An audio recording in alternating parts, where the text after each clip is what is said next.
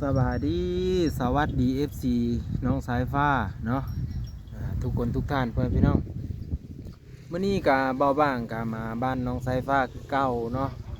ก็คือมาแล้วกะว่าสิซอยเวียกซอยงานเพิ่นแหละทุกคนเพิ่นมีแผนการเพิ่นสิเฮ็ดเฮือนครัวเนาะก็คือที่ดังไฟของน้องสายฟ้าเบาบ้างก็อยากพา FC มาเบิ่งเนาะความคืบหน้าของบ้านน้องสายฟ้าเนาะความคืบหน้าอัปเดตเบาบ้างอัปเดตออมหอบเปิดสารบ้านซองเพิ่นพ่อพี่น้องแล้วก็จะพากันเก็บขี้ยงขี้เหงื่อทงขนมมีหยังต่างๆนั่นแหละเนาะสิพาน้องสายฟ้าเก็บเนาะเราติดตามเบิ่งทุกคนไปแต่น้อยกับบ้างสิอันนั้นกันไปเนาะบ้านเฮือนเป็นสวยงามหลายทุกคนป้าที่โทบ้างสะอ่อนเด้สะอ่อนเฮือนสารบ้านซองคนลังใหญ่เนาะทุกคนเอาบ้างกะสิพาไปเบิ่งเนาะบาร์บี้เพิ่นกะแก่ไม้เสามาแล้วทุกคนเนาะก็คือเสาเห็ดงางเพิ่นว่าพูดออกมาแล้วเป้ยโธ่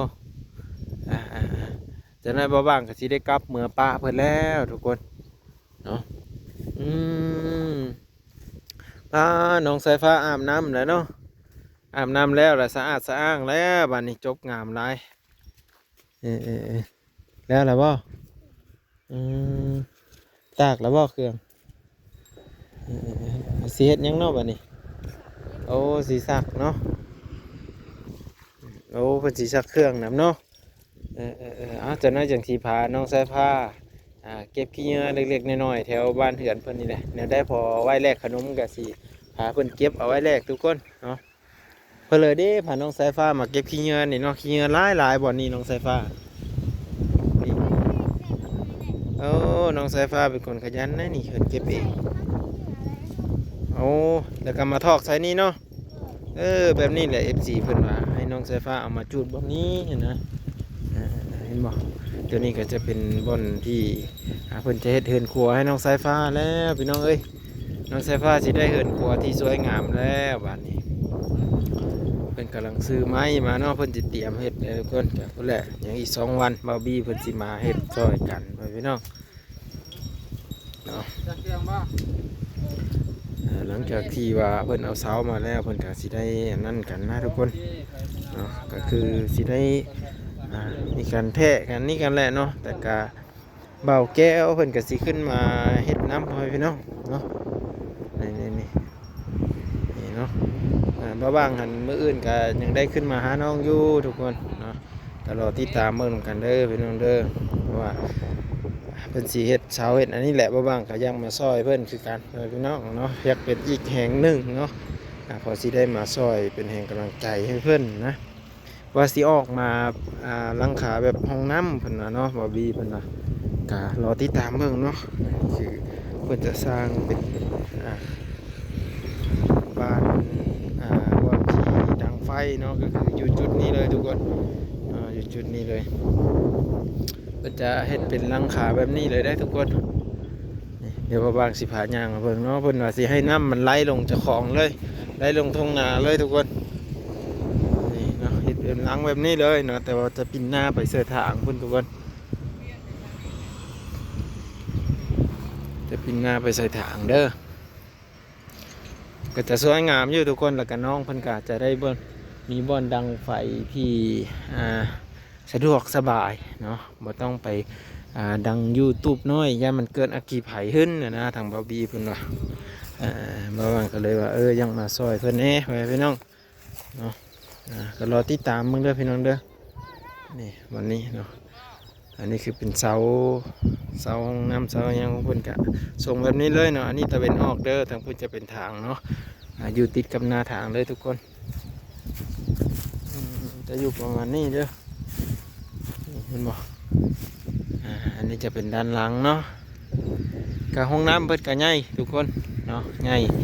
สะอาดงามตาดีเนาะน้องเพิ่นกะอนามัยมีผู้มาพาเพิ่นอนามัยอยู่ทุกคนเนาะอันนี้ก็เป็นด้านหลังเนาะด้านหน้าก็คือว่าแน่นอนรถกระเถียววุ่นอยู่นะทุกคนขี้เหงื่อกับบอได้ร้ายทุกคนขี้เหงื่อกับเพิ่นก็เก็บทุกมื้อได้น้องสายฟ้านะแถวทางหน้าทางนั้นผู้เพิ่นเก็บมาเอาไว้จูดไว้นี่แหละทุกคนเนาะ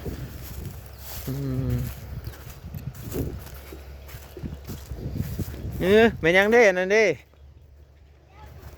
โอ้แต่ว่าพนมอืมอืมอืมอืม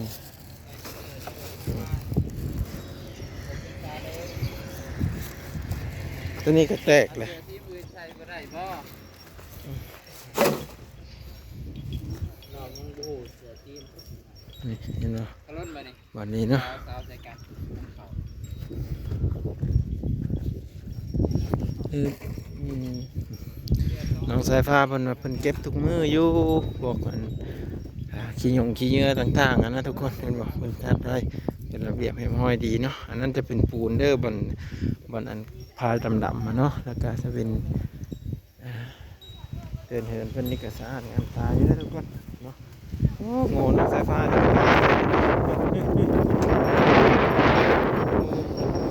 พอลม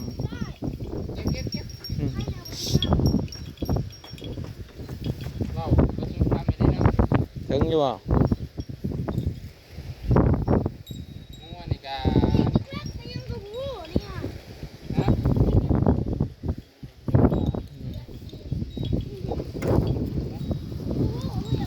นี่อันนี้เดินเหินของเพิ่นเด้อทุกคนเนาะบัวอันยังนี่ก็พากันเฮ็ดเตี้ยวเรียบร้อยแล้วเลยอ๋อนี่เนาะอันนี้คือนั่นเรียบร้อยฮะมันนักเนาะซักแล้วละเครื่องอ่ะโอ้แล้วไหวแท้เอาไปแลก รถ แลกขนมนะนี่ฮะนี่เปล่าอันนี้ไปแล้วก็แลกขนมนี่บุญนี่นะ เจ๊บ่เจ๊บ่ โง่เพิ่นก็อยู่ทางเทิงโง่เพิ่นก็สิอ้อเต็มแต่สิอ้อนะโง่นี่ก็ได้เป็นคอกงคอกไก่เพิ่นอยู่ทางนั้นเนาะบ่อนนึ่งข้าวน้องอันนู้นนั้น ได้ยินเสียงปิดปุ๊บเลย เอาเฮ็ดไปไงอย่าไปลำลี่ลำไรเพื่อเลยเด้อ ตามสบายรถห้องน้ำสาธารณะขออดกันมาแต่ดนละเด้อ มาแต่จอดรถเวียดเฮ็ดได้ขนาดนั้น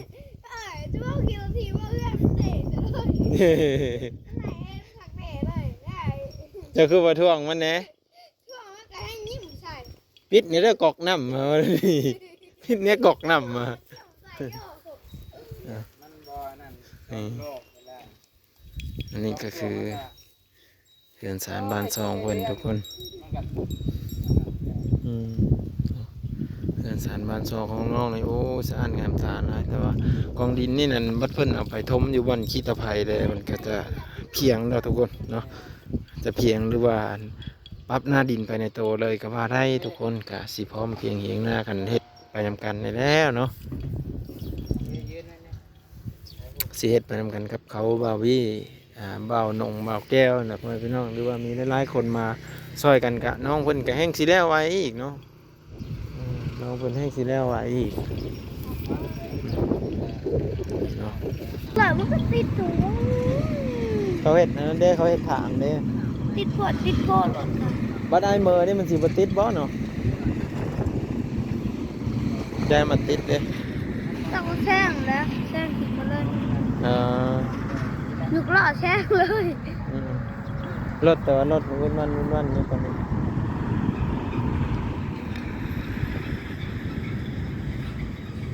อืม อ๋อเสียวก็เลยมากินรถตัวนี่ อืม มันกำลังขี่แช่งหมอวิทย์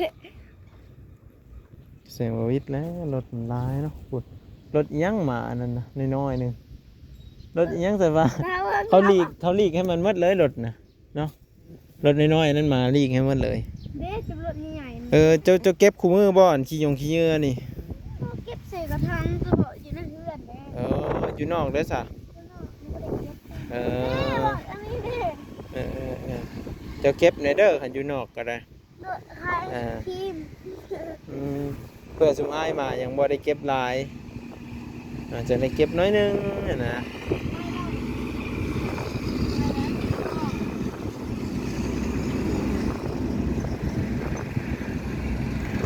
ทุกคนประมาณนี้ก็คือน้องสายฟ้าเพิ่นก็อนามัยอยู่ทางในบ้านพุ่นแล้วเพิ่นว่าเนาะทางนอกนี่ก็แต่ก็แปลนสะอาดงามตาอยู่ โอ้ขนมหลายบ่เฮ้ยล่ะเบิ่งมาถามดูขนมมาจะใช้เด้ เนี่ยจะได้ฝากมาให้ โอ้เพิ่นฝากมาให้น้องสายฟ้าอืมโอ้ดีใจนำเพิ่นเนาะมีขนมกินพร้อมพ่อแม่พี่น้องบ้านสองเพิ่นเนาะสะอาดงามตาแล้วก็เขาบ่นงอีมาถูพื้นซอยมื้อเช้านี้ก็ได้เนาะรอติดตามเบิ่งวิดีโอต่อไปนะทุกคนเนาะก็คือวิดีโอนี้ก็ เพราะเวลาเราเสียเงินให้เขา10,000อยู่ เสียนยัง แล้วว่าคันเนี่ยสะอาดแล้วสิได้ละสิวหายเงินเลย โอ้เจ้ากับปัดคู่มือแม่นเนาะโอ้ปัดทำความสะอาดคู่มือเนาะไปทุกคนเนาะขอบคุณ FC เด้อฮะไปเที่ยวบ้างกันสิถ่ายให้เบิ่งอีกทางนั้นอีกนะทุกคนนะโอ้ขนมมาให้อีกกินรถเจ้าฮะไอ้บ่มักเลยมัน กล่องนึง มันคุ้นท้อง กล่องนึง โอ้นั่นมักกินนมเลย กล่อง ให นึ ญ่ ง เลย กล่องนึง ขนมแบบอื่นมักอยู่ขนมป้องนี่บ่มัก เด้อกล่อง ขนมข้นน่ะข่อยมักขนมป้องข่อยบ่มัก ข่อยยังบ่ทันยานมซำไดขนมอันนี้ข่อยยาแล้วคือบ้านเหินน้องสายฟ้าเนาะน้องสายฟ้าสิปลูกอยู่บ่พักเมื่อหน้ามาจึงสิขุดนานพักให้เนาะขุดอยู่นี่เลยทุกคนขุดอยู่นี่เลยสบายเนาะจวดโอ้ยคนแห่งอุดมสมบูรณ์แห่งกินนมเนาะแห่งตุ้ยแห่งกินนมแห่งอุดมสมบูรณ์แข็งแรงมืออื่นมือหือกับหย่อไม้ซอยเด้อหย่อไม้เสา เลย พร้อมหย่อน้องสายฟ้าสิได้บ้านหลังใหม่แล้วสิได้บ่อนดังไฟแล้วเนาะก็สิบ่ได้ไปดังไฟอยู่พุ่นแหละพี่น้องใกล้ๆกับน้ำเลยสูบน้ำขึ้นไปนี่แล้วก็เอาไปดังไฟนึ่งข้าวสุดท้ายมากะนึ่งข้าวทานเลยเด้อสายฟ้าสิไปกินข้าวน้ำน้องสายฟ้านึ่งแต่เช้าเลย เขาเน้นทำบุเบิดได้ คะแนนหมดเด้ สอบบ่ได้ บ่ได้บ่ตอบบ่ได้บ่ตอบตอบได้ฟังเสียงบ่ได้บ่ เราบอกว่าตอบบ่ได้ อืม ทำบ่ได้ แม่นแหละ เขาไปจะตอบได้ ได้แต่ยกโป้เนาะมันเสียงไปจะตอบได้อยู่ ใส่บาขนมก็เลิศได้เอานมมาให้ หนูเรียน บาเวียดเนาะบาเวียดเอานมให้ใส่ฟ้าเห็นใส่ฟ้าขาดนมก็เลยเอานมมาให้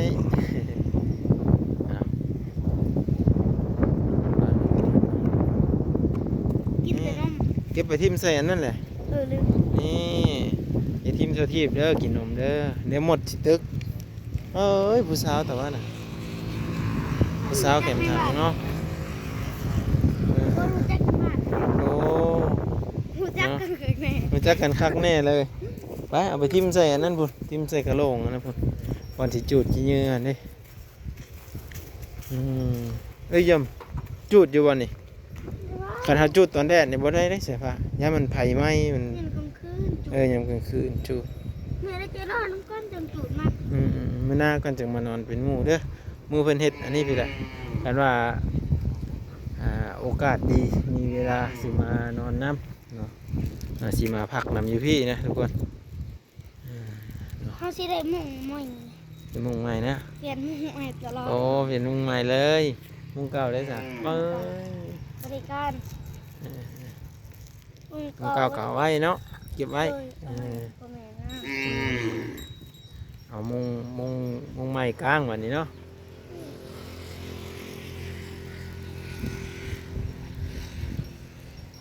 ติโตบาร์บี้ก็แก้ไม้มาให้สายฟ้าบ้างนะสายฟ้ามีแต่เสาบางใหญ่ๆเลยเพื่อสิเฮ็ดให้เจ้ามา รถกระจาดตากแดด แต่แดดเลยบ่เป็นหยังเลยเอาเสาบอกไงเราติดตามเบิ่งว่าเพิ่นสิยกขึ้นแบบใดเนาะถ้าติดตามเบิ่งน้องสายฟ้าเป็นกำลังใจให้เพิ่นเด้อทุกคนเด้อกำลังใจให้น้องสายฟ้าได้รังเป็นครัวเนาะหรือว่าที่ดังไฟนะทุกคนเป็นกำลังใจให้บ้างๆให้ได้ทุกคนเด้อจะได้มาถ่ายคลิปนำน้องสายฟ้าเนาะ น้ำตอมีเงิน มื้ออื่นก็มาหาต่อแล้วมี ได้จากมือเงินนะ เบิ่ง300,000ก็สิประมาณมื้อละแสนและขนาดมาหาก็ใส่น้ำมัน50กิน50กินก็ซื้อหันซื้อนี่ แสนน่ะ ก็แสนหนึ่งก็บ่ได้600,000เด้ เราหายจากแสน 300,000 ทำเลยสิเป็น6ได้จริงไหม เอ้าแม่นแล้วเนาะโอ้ยลืมคักลืมแน่ลีว่ะเอ้ามันยังคือไหลวะนั่นวะ300,000 กับ 600,000ลืมคักอะลีไซฟ้า ทำแดงก็ เอ้ย แสน อินบาร์บี้ว่า300,000เดี๋ยวมาใส่กับอันนั้นพอดีเป็น600,000 2 คนน่ะเด้คนละ500อ่ะซั่นซะ คันไหลจะบ่น้อง6แสน เออมีแต่ว่าบ้างกับ330,000 แม่บ่น้องก็3แสนคนละ3แสนก็เป็น6 อืม